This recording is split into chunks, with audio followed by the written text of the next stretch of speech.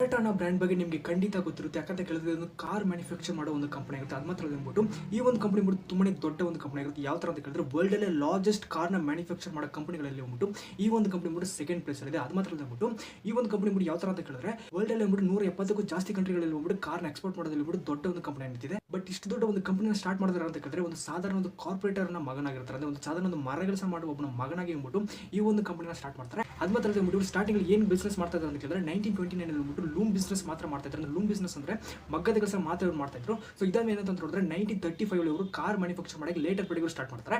ಇದನ್ನ ಏನಂತ ನೋಡಿದ್ರೆ ಆ ಒಂದು ಇಯರ್ ಅಲ್ಲಿ ಹೋಗ್ಬಿಟ್ಟು ತುಂಬಾ ಆವರೇಜ್ ಆಗಿ ಮಾತ್ರ ಇವ್ರು ಬಿಸ್ನೆಸ್ ಹೋಗ್ತಾ ಇರುತ್ತೆ. ಬಟ್ ಇವತ್ತಿಗೆ ಹೋಗ್ಬಿಟ್ಟು ಎವ್ರಿ 27 ಸೆಕೆಂಡ್ಗೂ ಸಹ ಹೋಗ್ಬಿಟ್ಟು ಈ ಬ್ರ್ಯಾಂಡಿನ ಒಂದು ಕಾರ್ಗಳು ಹೋಗ್ಬಿಟ್ಟು ಸೆಲ್ ಆಗ್ತದೆ ಹೇಳ್ತಿದ್ದಾರೆ. ಅದು ಮಾತ್ರ ಹೋಗ್ಬಿಟ್ಟು ಒಂದು ದಿನಕ್ಕೆ ಮಾತ್ರ ಹೋಗ್ಬಿಟ್ಟು 14,000ಕ್ಕೂ ಜಾಸ್ತಿ ಕಾರ್ಗಳು ಹೋಗ್ಬಿಟ್ಟು ಮ್ಯಾನುಫ್ಯಾಕ್ಚರ್ ಮಾಡ್ತಾರೆ ಅಂತ ಹೇಳ್ತಿದ್ದಾರೆ.